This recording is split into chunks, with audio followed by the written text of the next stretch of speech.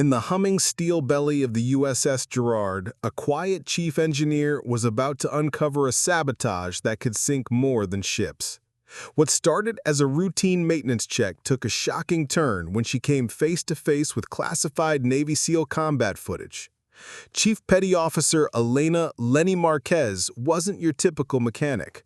For 8 years, she had kept the Navy's amphibious assault ships alive, known for diagnosing engine trouble by sound alone.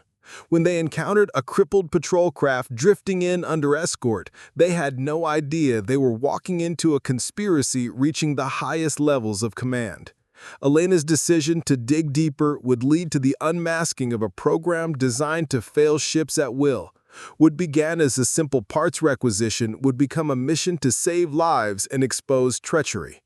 The tight-knit crew of the Gerrard would never be the same after the truth surfaced. Before we jump back in, tell us where you're tuning in from. And if this story touches you, make sure you're subscribed because tomorrow I've saved something extra special for you. The steady thrum of diesel engines had become Chief Petty Officer Elena "Lenny" Marquez's heartbeat. 8 years aboard the USS Gerrard, 8 years in the mechanical belly of this amphibious assault ship, and she could diagnose problems by sound alone. A slight irregularity in cylinder 3 of the port engine, a bearing that would need attention within the week, the whisper of a hydraulic leak that maintenance had missed twice. Down here, 3 decks below the chaos of flight operations, Elena found her sanctuary. The engine room was her domain, a cathedral of steel and precision where every bolt had its place and every system followed the immutable laws of physics. No politics, no games, just the honest work of keeping 20,000 tons of American steel moving through the Pacific. She knelt beside the auxiliary power unit, her weathered hands moving with practiced efficiency as she adjusted the fuel mixture. The morning's maintenance checklist was nearly complete, each item marked off in her neat block letters. Routine was everything in the Navy, and Elena Marquez was nothing if not a creature of routine. "Morning, Chief." Elena looked up to see Petty Officer Second Class Davis approaching with a clipboard and an expression that spelled trouble. In 8 years, she'd learned to read faces as easily as engine diagnostics, and Davis looked like a man delivering bad news. "What's the word, Davis?" He handed her the clipboard, his voice carrying the careful neutrality of someone who didn't want to be the messenger. "Got an unusual requisition request here." Elena scanned the requisition form, her brow furrowing as she read the list. Specialized turbine components, proprietary fuel injection systems, navigation electronics that weren't standard Navy issue. The kind of parts that cost more than most sailors made in a year and came with serial numbers that bypassed normal supply channels. "This is some serious hardware," she muttered, running her finger down the list. "What kind of patrol craft needs quantum-grade positioning systems?" He shrugged, but she caught the flicker of unease in his eyes. "Above my pay grade, Chief." Orders came down from the bridge with a Priority 1 classification. Elena had seen enough Priority 1 orders to know they usually meant someone important wanted something done quickly and quietly. She signed the requisition, but the nagging feeling in her gut wouldn't settle. In 8 years of maintaining everything from lifeboats to landing craft, she'd never seen a patrol boat that required this level of technological sophistication. "Get these parts over to Pier 7 as soon as they arrive," she told Davis. "And Davis, keep this between us for now." As Davis disappeared up the ladder well, Elena turned back to her engines, but the steady rhythm that usually calmed her now felt ominous. She'd built her career on not asking questions that weren't her business, on being the reliable mechanic who fixed what needed fixing and left the big picture to the officers. But something about that requisition list bothered her in a way she couldn't shake. The sound of heavy boots on the deck plates announced another visitor. Chief Warrant Officer Samuel Ortiz descended into the engine room with the measured step of a man who'd been walking Navy decks longer than Elena had been alive. Her direct superior and unofficial mentor, Ortiz had the weathered face of someone who'd seen too much and said too little. "Morning, Ortiz," Elena called out, not looking up from her work. "If you're here about the requisition, Davis already took care of it." "Actually, I wanted to talk to you about that." Ortiz's voice carried a weight that made Elena stop what she was doing. "Walk with me." They moved to a quiet corner of the engine room, away from the other mechanics. Ortiz glanced around, ensuring they weren't overheard, then fixed Elena with the serious expression she'd learned to respect. "Lenny, I've been getting some odd orders from up top lately," he said, his voice low. "Maintenance requests that don't make sense, parts that don't match any standard configuration, and they all seem to involve boats that come and go without appearing on any official manifest." Elena felt her stomach tighten. "You think something's not right?" "I think there are things happening on this ship that we're not supposed to know about," Ortiz replied carefully. "And I think the less we know, the better off we'll be." Before Elena could respond, the sharp click of heels on deck plates announced another presence. Commander Rachel Ewan descended the ladder with the brisk efficiency that had made her the youngest XO in the ship's history. Her uniform was immaculate, her expression professionally pleasant, and her eyes missed nothing. "Commander Ewan." "Chief Marquez, Chief Ortiz, I trust this morning's maintenance is proceeding smoothly?" "Yes, ma'am. All systems operating within normal parameters." "Excellent." Ewan's smile was perfectly calibrated, warm enough to seem approachable, cool enough to maintain distance. "I want to remind both of you that certain maintenance operations require additional discretion. When working on specialized equipment, it's important to stay in your lane and focus on the technical aspects rather than broader implications." The message was clear.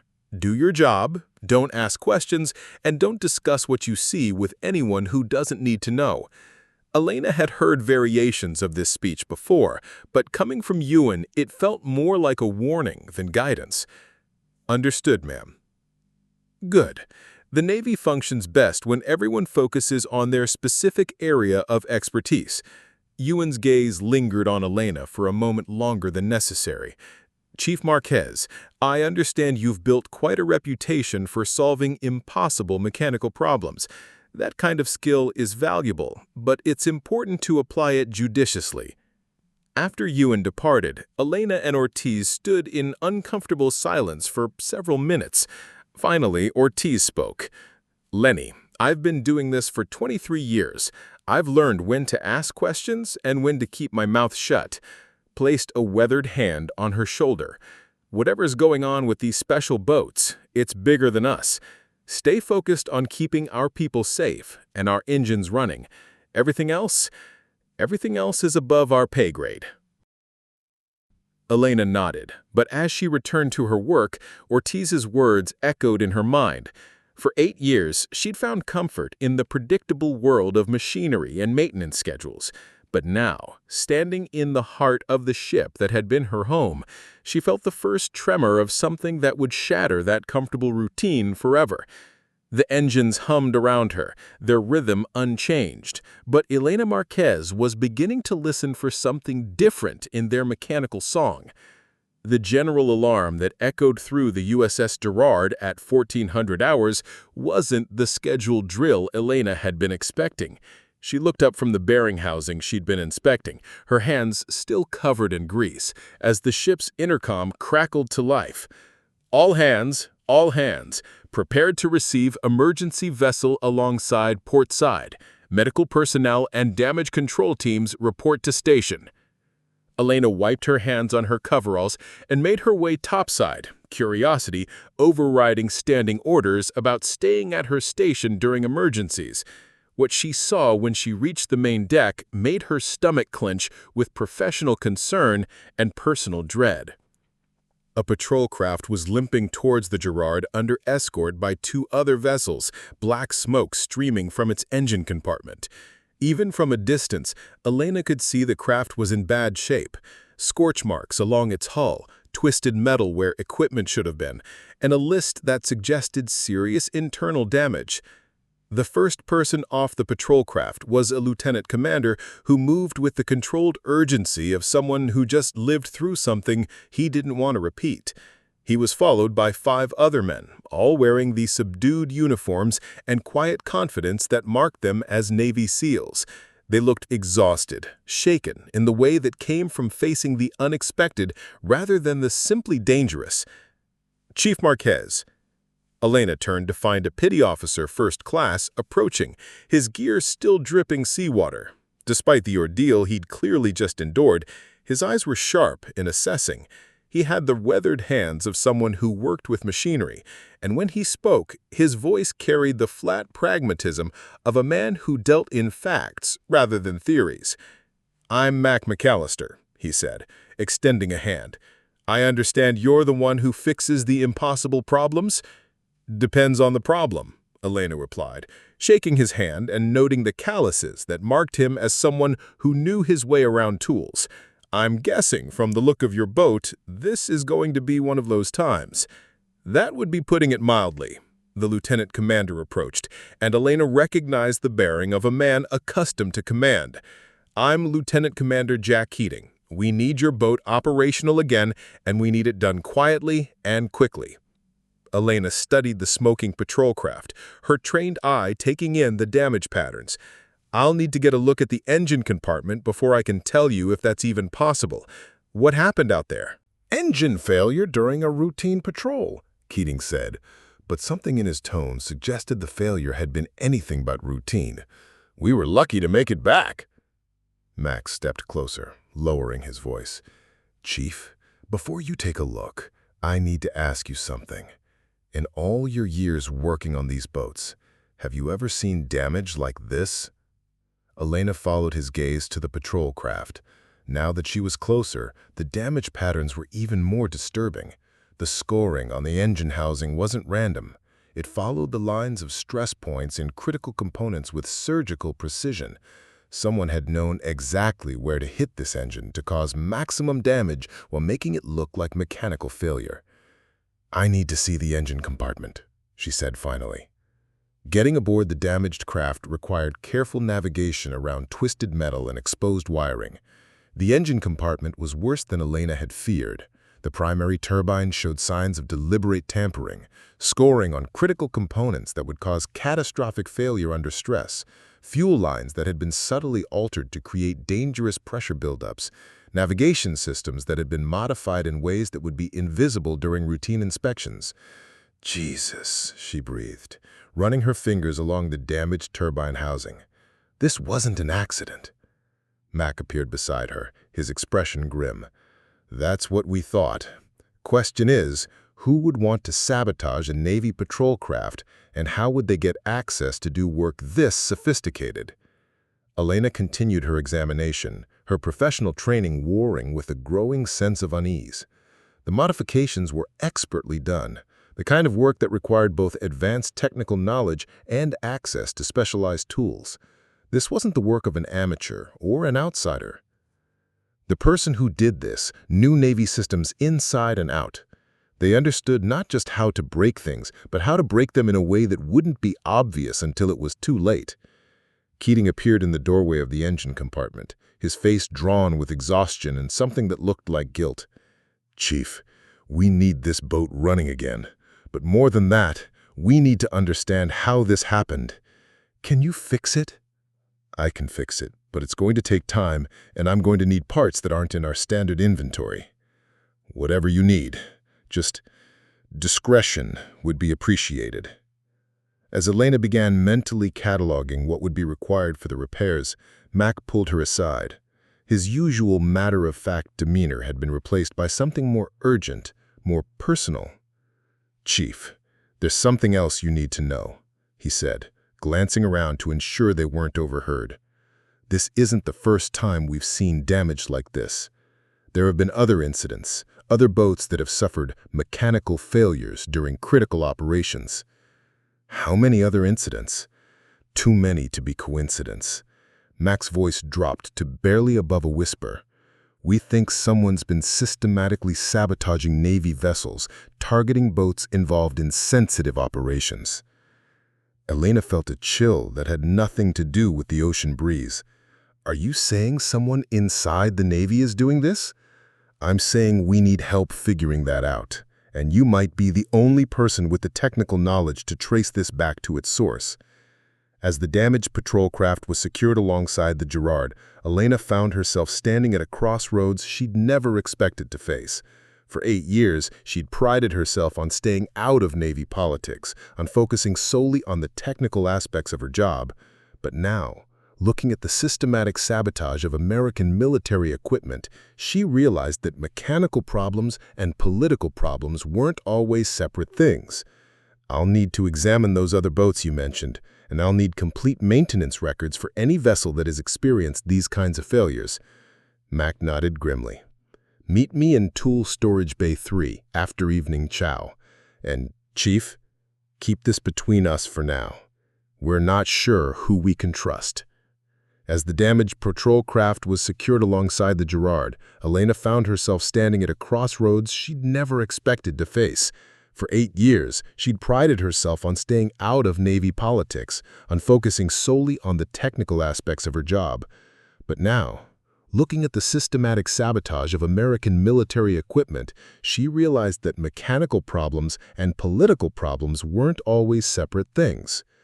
Tool Storage Bay 3 was located deep in the ship's hull, a cramped space filled with equipment that hadn't been used in months. Elena arrived 15 minutes after evening chow, having made sure she wasn't followed. The bay was dimly lit by a single overhead fixture, casting long shadows between the storage racks and creating the perfect environment for a conversation that officially wasn't happening. Mac was already there, along with Lieutenant Commander Keating and a third man Elena hadn't met, a hospital corpsman with gentle eyes and hands that looked like they'd seen too much healing and not enough rest. The atmosphere in the small space was tense with the weight of secrets about to be shared. "Chief Marquez," Keating said, "I'd like you to meet Corpsman Kyle Bradley. We call him Doc." Bradley extended his hand with a slight smile that didn't quite reach his eyes. "Mac tells me you're the one who can make sense of what happened to our boats." "I can tell you it was sabotage," Elena replied, "but I'm guessing you already knew that." "We suspected, but we needed expert confirmation. The question now is whether you're prepared to see just how deep this goes." Mac pulled out a ruggedized tablet, its screen reflecting the overhead light as he powered it up. "What we're about to show you is classified footage from our last mission. Under normal circumstances, showing this to anyone without clearance would be a court-martial offense." "Then why are you showing it to me?" "Because," Doc said quietly, "we think the people responsible for sabotaging our boats are also responsible for what happened to the civilians in this footage." The tablet screen flickered to life, showing helmet cam footage from what appeared to be a coastal facility, the grainy night vision imagery revealing concrete structures and metal pipes. The timestamp in the corner showed the footage was less than a week old. "This was supposed to be a routine reconnaissance mission," Keating explained as the footage continued. "Intel suggested the facility was abandoned." On screen, the camera rounded a corner and Elena saw something that made her blood run cold. A group of civilians, men, women, and what looked like teenagers, were huddled against a wall, clearly terrified by the sudden appearance of armed soldiers. "They weren't supposed to be there," Mac said grimly. "Intel was wrong, or someone gave us bad information." The footage continued, showing the SEALs attempting to calm the civilians while maintaining their operational security. But then something went wrong. Elena heard the distinctive sound of engine failure, the specific whine of a turbine losing power, followed by the grinding noise of emergency systems kicking in. "That's when our boat started dying. We were supposed to have a clean extraction, but instead we were stuck with no way out in a facility full of people who weren't supposed to be there." The helmet cam footage showed chaos as the SEALs tried to manage the situation, and then Elena saw something that made her stomach drop. In the corner of the frame, partially visible through a doorway, was an engine compartment. The equipment visible in that brief glimpse was equipment she recognized, equipment she had personally maintained. "Stop," Elena said, her voice barely above a whisper. "Go back." Mac rewound the footage, freezing it at the moment when the engine compartment was visible. Elena stared at the screen, her professional eye taking in details that would be meaningless to most people, but were as clear as fingerprints to her. "That's a Mark IV auxiliary propulsion unit. The modification pattern on the fuel injection system? I worked on that exact configuration 3 months ago." The three SEALs exchanged glances that spoke of suspicions confirmed. "Are you sure?" Keating asked. "I'm positive. That particular modification was part of a special requisition order. The parts came through channels I'd never seen before, with installation instructions that were unusual." Doc leaned forward, his medical training evident in the careful way he framed his next question. "Chief, when you worked on that modification, did anyone explain what it was for?" "I was told it was for improved stealth capability, enhanced operational efficiency." The footage continued, showing Doc himself appearing in frame as he treated several civilians who had been injured during the chaotic extraction. Elena watched him work with practiced efficiency, his movements calm and professional despite the crisis unfolding around him. "We managed to get everyone out," Doc said quietly, "but barely. If our backup boat hadn't arrived when it did—" "How many other missions have ended like this?" Elena asked. "Too many, and they all have two things in common: engine failures during critical moments and equipment that's been modified using special requisition orders." Mac pulled up another file on the tablet, this one showing a series of photographs. Elena recognized the damage patterns immediately, the same systematic sabotage she'd seen on the patrol craft, but across multiple vessels and spanning several months. "Someone's been using these modifications to create points of failure," she said, her mind racing through the implications. "They look like improvements, but they're actually designed to fail under specific conditions." "That's what we think too," Max said. "The question is who's ordering these modifications and why?" Elena stared at the photographs, her 8 years of experience allowing her to read the mechanical evidence like a story. Each modification had been expertly crafted to appear legitimate while creating catastrophic vulnerabilities. The level of technical sophistication required was staggering, as was the level of access needed to implement such a widespread program. "I need to see my maintenance logs," she said finally. "If these modifications are as widespread as you suggest, there should be patterns in the requisition orders." "Chief," Doc said gently, "before you dive deeper into this, you need to understand what you're getting into. The people responsible for this have resources, influence, and a willingness to sacrifice American lives to achieve their objectives." Elena looked at each of the three men in turn, seeing the weight of knowledge in their eyes. They had trusted her with classified information, had shown her evidence of a conspiracy that reached into the highest levels of Navy operations. In doing so, they had made her a part of their struggle against forces she was only beginning to understand. Those civilians in the footage, they could have been killed because of modifications I made to that engine. "That's not your fault," Keating said firmly. "You were following orders, doing the job you were trained to do. The fault lies with whoever is manipulating the system to create these situations. But I now know, and knowing makes me responsible for what I do next." The tool storage bay fell silent, except for the distant hum of the ship's engines.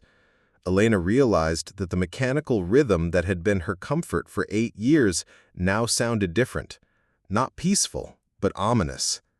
Somewhere in that complex symphony of machinery, there were instruments of sabotage masquerading as improvements.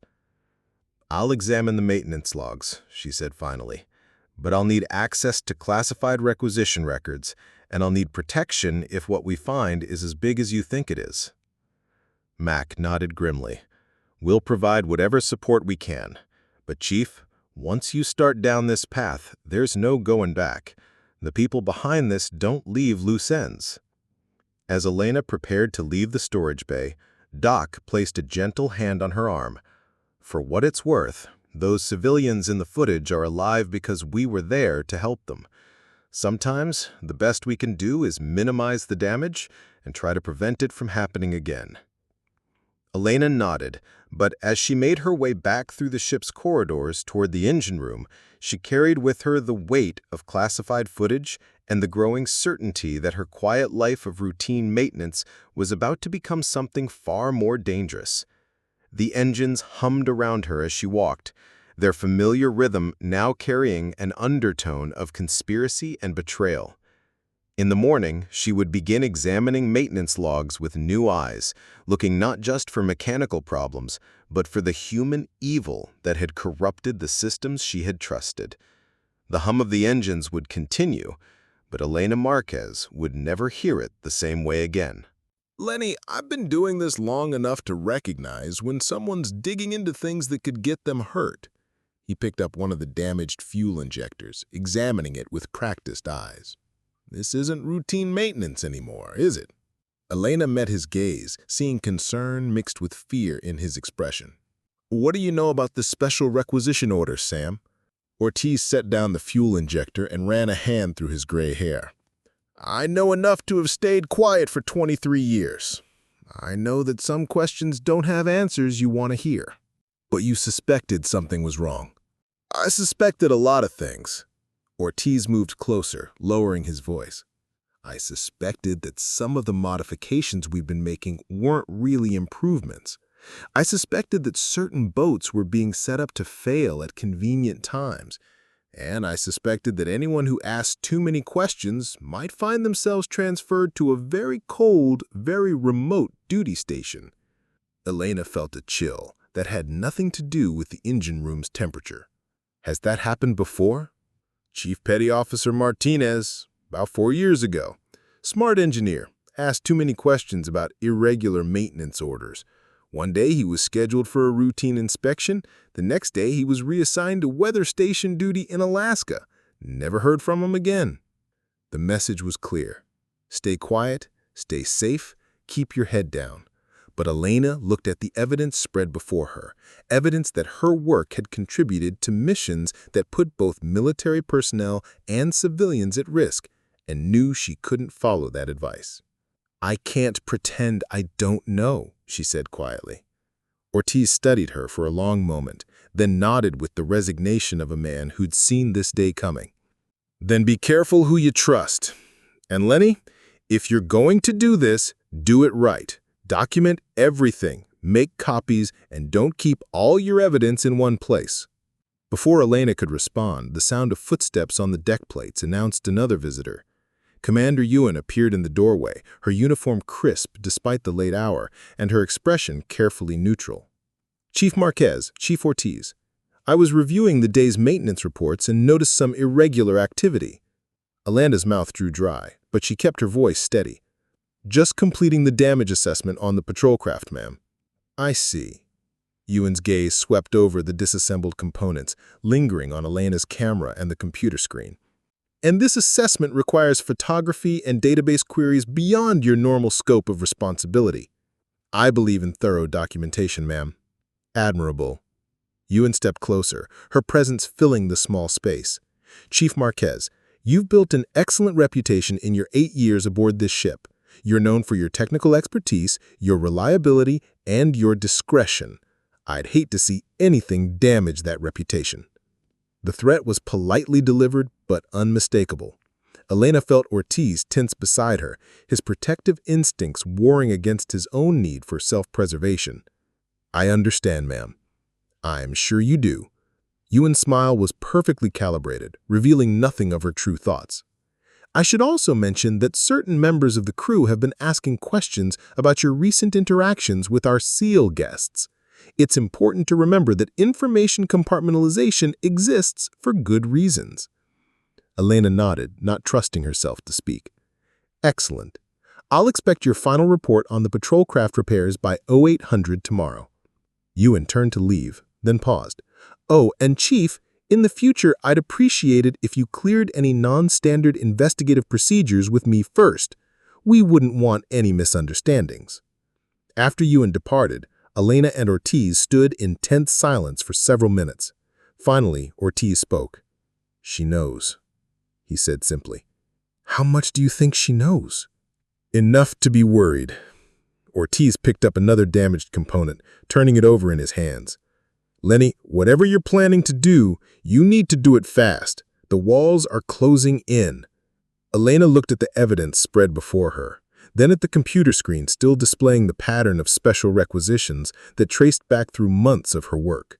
She thought of the civilians in the helmet camp footage, of the SEALs who had trusted her with classified information, and of the growing certainty that her silence would enable more operations like the one that had nearly ended in disaster. "I can't pretend I don't know," she said quietly. Ortiz studied her for a long moment, then nodded with the resignation of a man who'd seen this day coming. "Then be careful who you trust. And Lenny, if you're going to do this, do it right. Document everything, make copies, and don't keep all your evidence in one place." Because 23 years ago, I took an oath to protect and defend the Constitution of the United States. Not to protect the careers of ambitious officers, not to enable covert operations that put innocent people at risk. His voice carried the weight of suppressed regret. Maybe it's time I remembered what that oath meant. As Elena prepared to access the classified archives, she realized she had crossed another line in her journey from apolitical mechanic to reluctant whistleblower. The engines hummed around her with their familiar rhythm, but now that rhythm seemed to carry an urgent warning. Time was running out. The classified maintenance archive was a digital labyrinth that Elena had never expected to navigate. Using Ortiz's access card in the privacy of her quarters at 0300 hours, she delved into files that painted a disturbing picture of systematic deception spanning years. The special requisition codes she'd been tracking led to a centralized procurement program designated Deep Strike Enhancement, a program that officially didn't exist in any standard Navy documentation. Every modified component, every suspicious part order, every piece of equipment that had been used to create points of failure in critical systems traced back to this ghost program. Elena printed what she could and photographed the rest, her hands shaking as she documented evidence of a conspiracy that reached far beyond simple sabotage. The modifications weren't random acts of malice. They were part of a coordinated effort to create controllable failures in vessels involved in covert operations. She was so absorbed in her work that she almost missed the soft knock on her door. Elena quickly shut down the computer and hid the printed documents before answering. Max stood in the corridor, his expression grim even by his usual standards. "We need to talk. Now." They made their way to an unused berthing compartment that Mac had somehow secured for their meeting. Keating and Doc were already there, along with a laptop displaying what appeared to be personnel files and operational reports. "We've been busy too," Keating said without preamble. "The footage I showed you was just the beginning. We've traced similar incidents across multiple theaters of operation, all involving boats that had received special modifications. And all authorized by the same source," Mac added, turning the laptop toward Elena. The screen displayed a personnel file with a photograph of a distinguished officer in dress blues, Admiral Thomas Harlan, his chest decorated with ribbons that spoke of a long and successful career. But it was his current assignment that made Elena's blood run cold. Director of Advanced Maritime Systems Integration. Harlan oversees the development and deployment of specialized naval technologies, Keating explained. On paper, his job is to enhance the Navy's operational capabilities. In reality, he's been using that position to create systems that can be remotely disabled or sabotaged. Elena studied the Admiral's file, noting his access to the highest levels of naval operations. This Deep Strike Enhancement Program, it's his? His baby, Doc confirmed. We've traced the authorization codes back to his office. Every modification you've been installing, every special part that's been requisitioned, it all flows through channels he controls. Mac pulled up another file, this one showing a network diagram that looked like a spiderweb of interconnected systems. It gets worse. The modifications aren't just about creating points of failure. They're about creating controllable points of failure. What do you mean? The fuel injection systems you've been installing contain remote override capabilities. The navigation upgrades include backdoor access that allows external control. Someone sitting in a command center can disable or manipulate any vessel that's been enhanced with this equipment.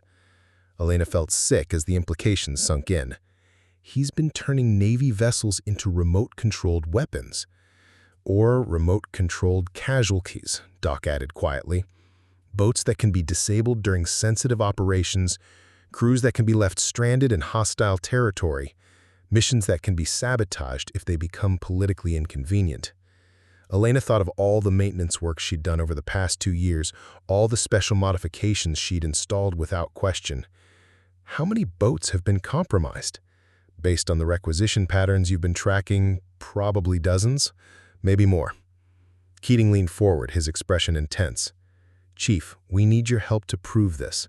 The evidence we have is circumstantial. Unusual failures, suspicious patterns, modified equipment. But we don't have hard proof of intentional sabotage." "What kind of proof?" "Live operational data showing the remote override systems in action, documentation of the command protocols, evidence of external control during actual missions." Elena stared at the personnel file of Admiral Harlan, trying to reconcile the decorated officer in the photograph with the architect of a conspiracy that had nearly cost American lives. "How do we get that kind of evidence?" "There's a mission scheduled for tomorrow night. A boat that's been enhanced with Harlan's modifications is going to conduct a covert insertion. If we can document what happens during that operation." "You want me to sabotage the sabotage," Elena said, understanding the plan. "We want you to document it," Matt corrected. "Install monitoring equipment that will record what the boat's systems are really doing, capture evidence of external interference during actual missions." Elena considered the proposal, weighing the risks against the potential reward. "If I get caught, it's not just my career that's over, it's my freedom. If we don't get proof, more people are going to die, American service members and foreign civilians." The berthing compartment fell silent as Elena wrestled with the decision. She thought of the civilians in the helmet cam footage, of Chief Martinez who had disappeared after asking too many questions, of Ortiz's warning that the walls were closing in. "I'll need technical specifications for the monitoring equipment, and I'll need to know exactly which boat is being used for tomorrow's mission." Keating nodded grimly. "The USS Seahawk, Pier 4. She's scheduled to depart at 2200 hours for what's officially described as routine patrol operations." "Unofficially?" "Deep strike insertion behind enemy lines. The kind of mission where mechanical failure at the wrong moment could be catastrophic." "Then we'd better make sure we get the evidence we need," she said. As the meeting broke up, Doc approached her with the gentle manner that marked him as the team's conscience. "Chief, I want you to know that what you're doing takes real courage. A lot of people would walk away from this." "A lot of people probably should," Elena replied. "But I can't unknow what I know now." As she made her way back to her quarters, Elena carried with her the weight of Admiral Harlan's name and the growing certainty that tomorrow night would either provide the evidence needed to expose the conspiracy or end her naval career forever. The engines hummed their familiar song around her, but now she could hear something else in their rhythm. The countdown to a confrontation that would test everything she believed about duty, honor, and the courage to do what was right. Elena found Ortiz in the engineering workshop at 0600, exactly where she'd expected him to be. He was methodically cleaning tools that were already spotless, the kind of busy work that spoke of a man trying to occupy his hands while his mind wrestled with difficult decisions. "Sam, we need to talk." Ortiz looked up from the wrench he'd been polishing for the 3rd time, his weathered face showing the strain of a sleepless night. "I figured you'd be coming by." "Coffee's fresh." They settled into the relative privacy of his small office, surrounded by maintenance manuals and 23 years of accumulated wisdom about keeping Navy vessels operational. Elena had always found comfort in this space, but today it felt like a confessional. "I know about Admiral Harlan," she said without preamble. Ortiz set down his coffee cup with careful precision, his hand steady despite the tremor she saw in his eyes. "How much do you know?" "I know he's been using us to install remote control systems in Navy vessels. I know the modifications we've been making can be used to sabotage operations. And I know you've suspected this for years." Ortiz leaned back in his chair, suddenly looking every one of his 58 years. "Chief Martinez wasn't the first, Lenny. There was an engineer on the USS Charleston about 6 years ago, Petty Officer Davidson. Smart kid, ask too many questions about irregular maintenance orders. What happened to him? Training accident during a shore leave exercise. Fell off a cliff while rock climbing, except Davidson was afraid of heights and had never climbed anything in his life. Ortiz's voice carried the weight of suppressed knowledge. You think he was murdered? I think people with Admiral Harlan's resources don't leave loose ends. Ortiz opened his desk drawer and pulled out a thick folder. But I also think there comes a time when staying silent becomes its own form of complicity. The folder contained maintenance records, requisition orders, and incident reports dating back nearly a decade. Elena recognized some of the patterns: special parts orders, irregular modification procedures, boats that had suffered mysterious failures during critical operations. "You've been documenting this for years?" she said, flipping through the accumulated evidence. Quietly, carefully, never making copies on Navy systems, never keeping everything in one place. Ortiz's expression was grim. I told myself I was building evidence for someday when the time was right. The truth is, I was just covering my own ass while good people got hurt. Elena studied a report from 3 years earlier detailing the loss of a patrol craft during a reconnaissance mission. The official cause was mechanical failure, but Ortiz's notes in the margin suggested deliberate sabotage. How many boats have been lost? Officially, 7 vessels declared total losses due to mechanical failure over the past 5 years. Unofficially, could be more. Not every compromised mission results in a lost vessel. Sometimes the sabotage is subtler: failed insertions, aborted extractions, intelligence operations that somehow get blown. Elena thought of the civilians in the SEAL footage, of operations that had been compromised at critical moments. "Sam, why are you showing me this now?" "Because I'm 60 years old, Lenny. I've got 2 years left until retirement, and I'd like to sleep through a few of those nights without dreaming about Davidson falling off that cliff." He leaned forward, his voice dropping to barely above a whisper.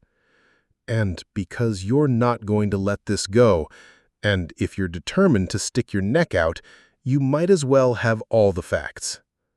Elena continued reading through the folder, her professional knowledge allowing her to understand the technical details that painted a picture of systematic corruption. Each modified component had been carefully designed to appear legitimate while creating vulnerabilities that could be exploited at will. "The monitoring equipment the SEALs want me to install," she said, looking up from the reports. "Will it work?" Ortiz nodded slowly. "If you can get it connected to the right systems without being detected. But Lenny, if Harlan realizes what you're doing, I know the risks." "Do you?" "Because Davidson thought he was just asking questions about maintenance procedures. Martinez thought he was just being thorough in his documentation. They both ended up dead or disappeared because they underestimated how far this conspiracy reaches." Elena closed the folder, her mind made up despite the warnings. "Sam, I need access to the restricted diagnostic archives, the ones that require Level 7 clearance." "Jesus, Lenny." Ortiz ran his hands through his gray hair. "Level 7 access leaves a permanent audit trail. They'll know exactly who accessed what and when. Can you get me in or not?" Ortiz stared at her for a long moment, seeing something in her expression that told him argument was useless. Finally, he opened another drawer and pulled out a second access card. "This is tied to a maintenance account that gets automatic authorization for diagnostic access," he said, handing her the card. "It'll get you into the Level 7 archives, but the system will log every file you access."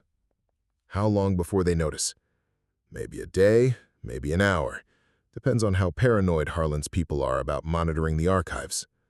Ortiz's expression was grim. "Once you use this, there's no going back. You'll be committed to seeing this through to the end." Elena pocketed the access card, feeling its weight like a loaded weapon. "There's one more thing I need. The technical specifications for the USS Seahawk's propulsion and navigation systems." "The Seahawk? That's the boat they're using for tonight's mission." Ortiz's eyes widened as he understood the implications. Lenny, if you're planning what I think you're planning, I'm planning to get the evidence we need to stop this. Ortiz opened his computer and pulled up the Seahawks' technical documentation. As he transferred the files to a secure drive, his hands shook slightly. "Promise me something," he said, handing her the drive. "Promise me that if this goes wrong, you'll run. Don't try to be a hero. Don't think you can fight them alone. Just disappear and try to stay alive long enough to tell someone who can actually do something about it." Elena took the drive, understanding that Ortiz was giving her more than technical specifications. He was giving her 23 years of accumulated knowledge about how to survive in a system that could turn lethal for those who asked the wrong questions. "What about you?" she asked. "I'm too old to run and too tired to fight, but I'm not too proud to help someone who still has the courage to do what's right." As Elena prepared to leave, Ortiz called her name one last time. "Lenny, for what it's worth, I'm proud of you. Proud and terrified, but mostly proud." Walking back through the ship's corridors, Elena carried with her the weight of decades of suppressed evidence and the growing realization that tonight's mission would either expose the conspiracy or cost her everything she'd worked for.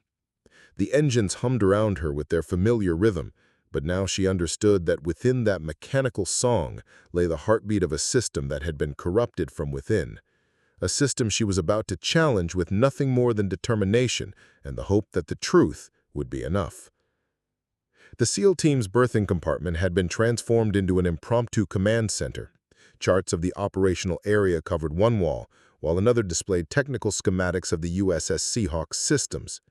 Elena arrived to find Keating, Mac, and Doc hunched over a laptop, their faces illuminated by the screen's glow. "Chief, tell me you have good news," Keating said, looking up as she entered. "I have information. Whether it's good news depends on your perspective." Max studied the Seahawks schematics, his experienced eye taking in the vessel's capabilities and vulnerabilities.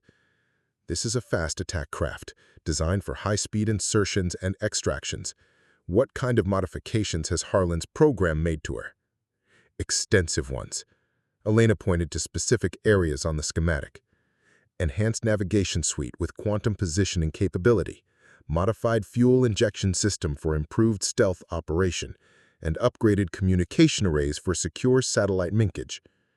"All of which sound legitimate," Doc observed. "They would be, if that's all they were doing." Elena pulled out her tablet and displayed the monitoring data sheet compiled.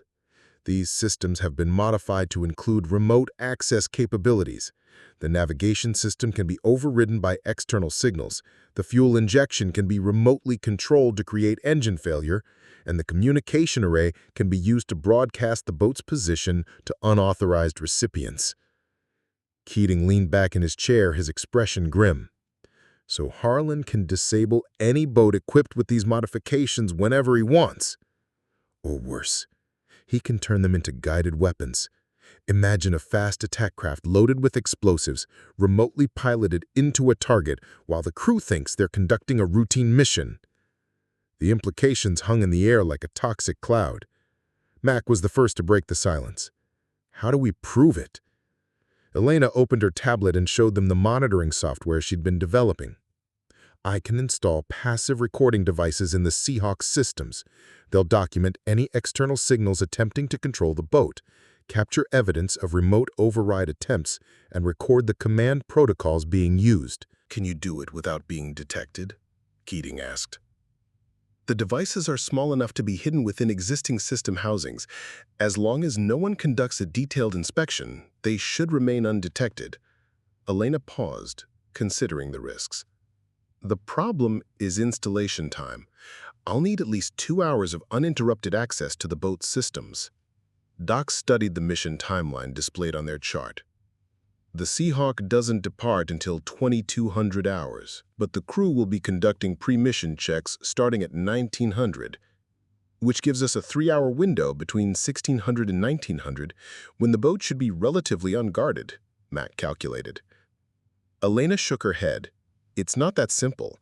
The pier is always under surveillance, and any major maintenance work requires authorization from the XO." What about routine maintenance?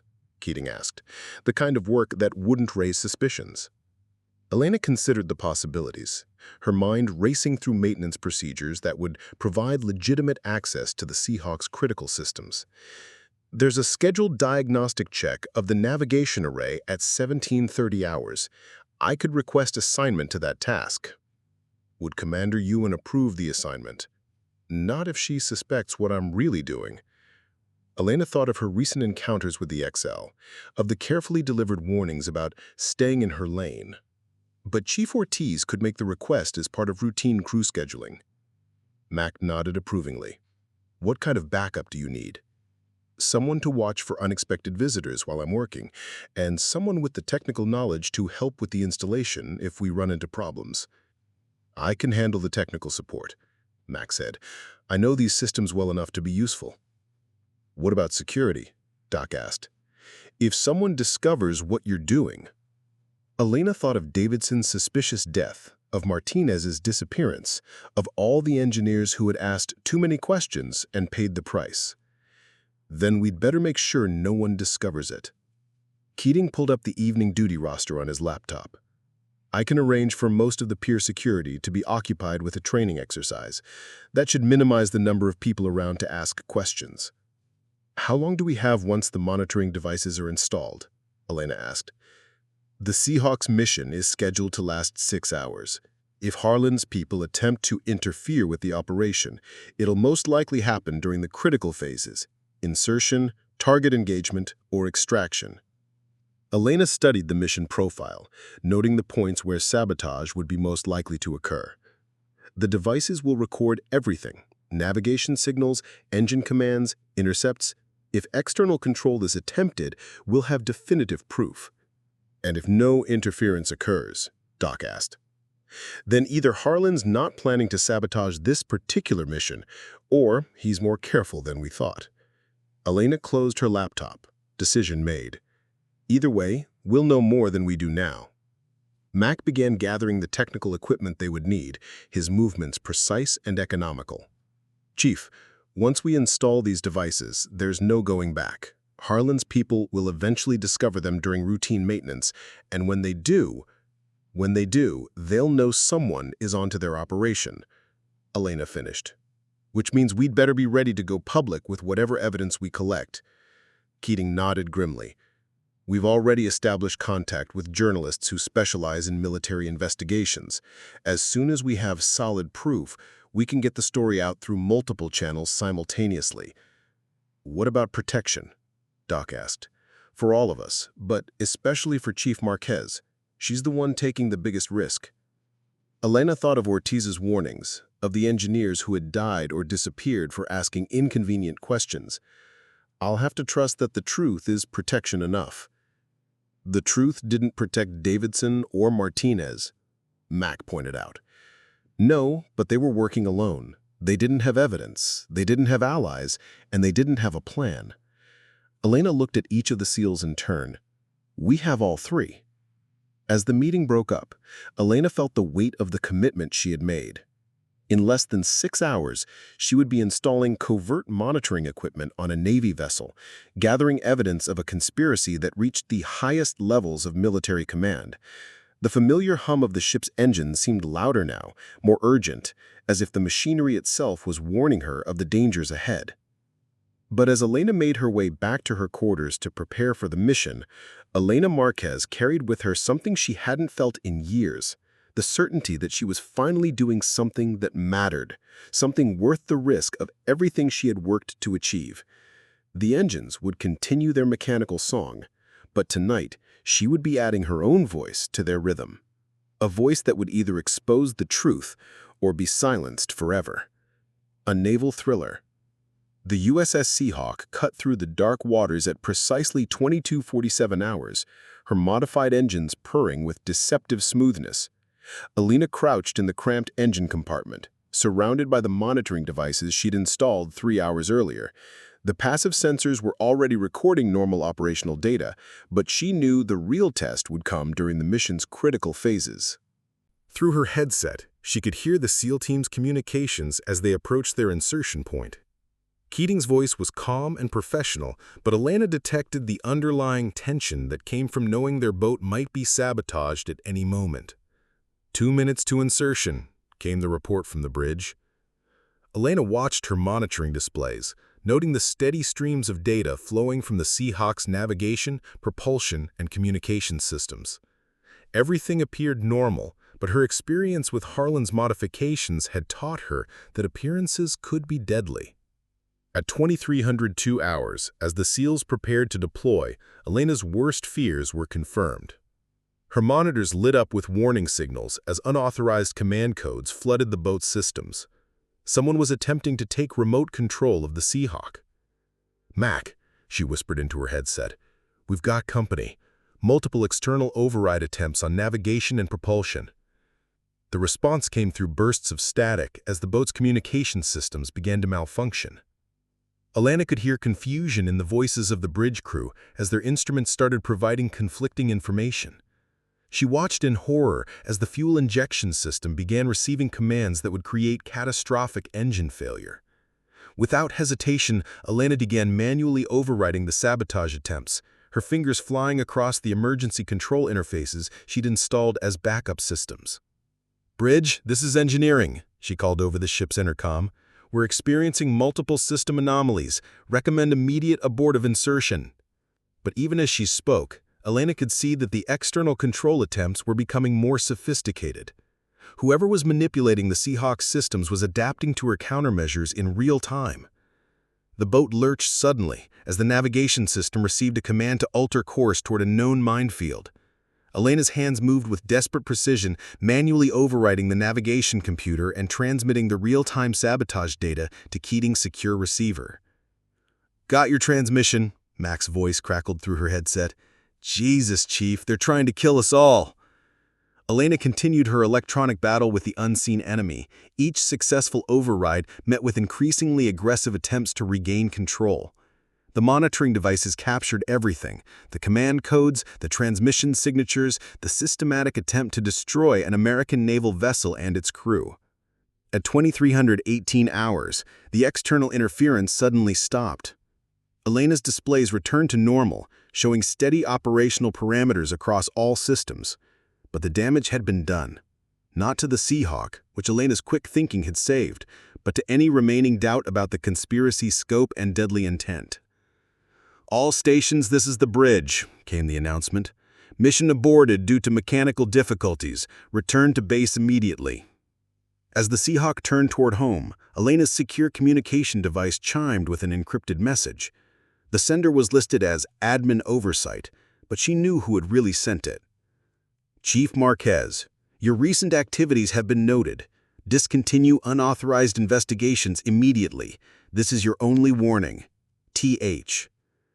Admiral Thomas Harlan had just confirmed everything they suspected while simultaneously threatening Elena's life. She saved the message as evidence, then began preparing the comprehensive data package that would either expose the conspiracy or end her career and possibly her life. 3 days later, the USS Gerrard docked at Naval Station Pearl Harbor for what was officially described as routine resupply. Unofficially, Elena knew they had chosen this neutral port specifically because it offered the communication infrastructure needed for their plan. In a secure conference room borrowed from the base intelligence office, Elena and the SEAL team made their final preparations. The evidence they had gathered was overwhelming. Months of documented sabotage, real-time recordings of remote control attempts, and Admiral Harlan's threatening message that confirmed his direct involvement. Ortiz arrived with a thick folder containing internal engineering reports spanning 5 years. Every suspicious modification, every irregular requisition, every boat that suffered mysterious mechanical failure, he said, setting the documents on the table. If they want to claim this is just coincidence, they'll have to explain a lot of very convenient accidents. Keating finished configuring the encrypted communications system that would simultaneously transmit their evidence to multiple recipients. "We've got contacts at the Washington Post, Naval Criminal Investigation Service, the Senate Armed Services Committee, and 3 Allied naval commands. Even if Harlan tries to suppress this, too many people will have the information." Doc prepared the medical documentation for missions where civilians had been endangered by sabotaged equipment. His usually gentle expression was hardened by the knowledge of unnecessary suffering he had witnessed. The humanitarian agencies will ensure this gets international attention. Harlan won't be able to classify this away if foreign governments start asking questions. Elena reviewed the technical evidence one final time, ensuring that every document clearly demonstrated the systematic nature of the sabotage program. The monitoring data from the Seahawk mission provided irrefutable proof of external control attempts, while Ortiz's historical records showed the pattern had been developing for years. "Once we transmit this, there's no going back," she said, looking at each of her co-conspirators. "Everyone understand what we're risking." "We understood the risks when we started this," Mac replied. "The question is whether we're willing to live with the consequences of not taking them." As Elena prepared to initiate the transmission, footsteps in the corridor outside made everyone freeze. The conference room door opened, and Commander Yoon entered with her characteristic professional composure. "Chief Marquez," she said, her eyes taking in the assembled evidence and communication equipment. "I need to speak with you." Elena's heart hammered as she waited for the XO to order her arrest, to confiscate the evidence, to end their efforts before they could expose the truth. Instead, Yoon stepped closer and spoke in a voice that carried unexpected warmth. "I wanted you to know that there are others in the Navy who have been waiting for someone with the courage to come forward," she said quietly. "Not everyone in the chain of command is part of Harlan's conspiracy." Elena stared at her in shock. "Ma'am?" "Proceed with your transmission, Chief. You have more allies than you know." Yoon moved toward the door, then paused. "And Chief, when the investigation begins, remember that some of us have been gathering evidence of our own." After Yoon departed, the room remained silent for several moments. Finally, Keating spoke. "Well, that was unexpected." Elena activated the transmission system, watching as years of accumulated evidence flowed through encrypted channels to recipients around the world. The upload progress bar moved with agonizing slowness, each percentage point representing another step toward exposure that could not be undone. "It's done," she said, as the final file completed transmission. "Whatever happens now, the truth is out there." Within hours, Elena's secure phone began receiving confirmation messages from journalists, investigators, and government officials. The evidence was being reviewed, verified, and prepared for public release. Admiral Harlan's conspiracy was about to face the full scrutiny of the free press and congressional oversight. As they prepared to return to the Gerrard, Doc placed a hand on Elena's shoulder. "You did the right thing, Chief. Whatever comes next, remember that." Elena nodded, feeling the weight of her decision settling around her like armor. She had crossed every line, broken every rule, and risked everything she had worked for. But as she looked at the evidence of conspiracy and corruption they had exposed, she knew she would make the same choice again. 6 weeks later, Elena sat in the witness chair of a closed congressional hearing room, facing a panel of senators whose expressions ranged from skeptical to outraged. The hearing was classified, but she knew the evidence she had provided was already reshaping naval policy and ending careers. Admiral Harlan himself had been relieved of duty pending a full investigation, his distinguished career ended by the weight of evidence Elena and her allies had provided. The Deep Strike Enhancement Program had been immediately suspended, and every vessel that had received the modified equipment was being recalled for inspection and repair. Senator Williams consulted her notes. "Chief Marquez," she said, leaning forward with the intensity of someone who had spent weeks reviewing technical evidence. "In your professional opinion, how many naval vessels were compromised by Admiral Harlan's modifications?" "Based on the requisition records and maintenance logs, at least 47 vessels received some form of enhanced equipment that included remote override capabilities. The full extent of the program may never be known, as many records were destroyed after our investigation became public." Admiral Harlan himself had been relieved of duty pending a full investigation, his distinguished career ended by the weight of evidence Elena and her allies had provided. The Deep Strike Enhancement Program had been immediately suspended, and every vessel that had received the modified equipment was being recalled for inspection and repair. Senator Williams consulted her notes. The Navy has indicated that you will be reassigned to a new position overseeing technical integrity in naval systems. Are you prepared to accept this responsibility? I thought of the 8 years I had spent in the comfortable obscurity of routine maintenance, of the engineers who had died for asking inconvenient questions, of the civilians who had been endangered by equipment she had unknowingly corrupted. Yes, ma'am, I am. After the hearing, Elena found Keating waiting in the corridor outside. The SEAL officer had received a commendation for his role in exposing the conspiracy, along with a new assignment that would allow him to shape operational ethics within Special Operations Command. Any regrets? He asked as they walked toward the exit. About exposing the conspiracy? None. I paused at the building's entrance, looking out at the Potomac River flowing past the Pentagon. About the years I spent not asking questions? Plenty. Mac and Doc had also received recognition for their courage, along with assignments that would allow them to continue their humanitarian work alongside their military duties. Ortiz had retired with full honors, finally able to sleep peacefully knowing that his years of silent documentation had served a purpose. 3 months later, Elena stood in the engine room of the USS Intrepid, her new command as Chief of Technical Integrity. The engines hummed around her with their familiar rhythm, but she listened to them differently now. Instead of finding comfort in their mechanical predictability, she searched their song for signs of deception, for evidence that someone might be corrupting the systems she was sworn to protect. A young petty officer approached with a requisition form, his expression uncertain. "Chief, I've got an unusual parts order here, components that don't match standard Navy specifications." Elena took the form, studying it with the suspicious eye she had learned to bring to everything. The parts were legitimate, the vendor was approved, and the installation made technical sense. But she had learned that appearances could be deceiving, that the most dangerous conspiracies hid within seemingly routine operations. "Run a full background check on the vendor," she told the petty officer. "Cross-reference the components with all similar requisitions from the past 2 years. And if anything doesn't match standard patterns, I want to know about it immediately." The young sailor nodded, understanding that his new chief took equipment integrity seriously.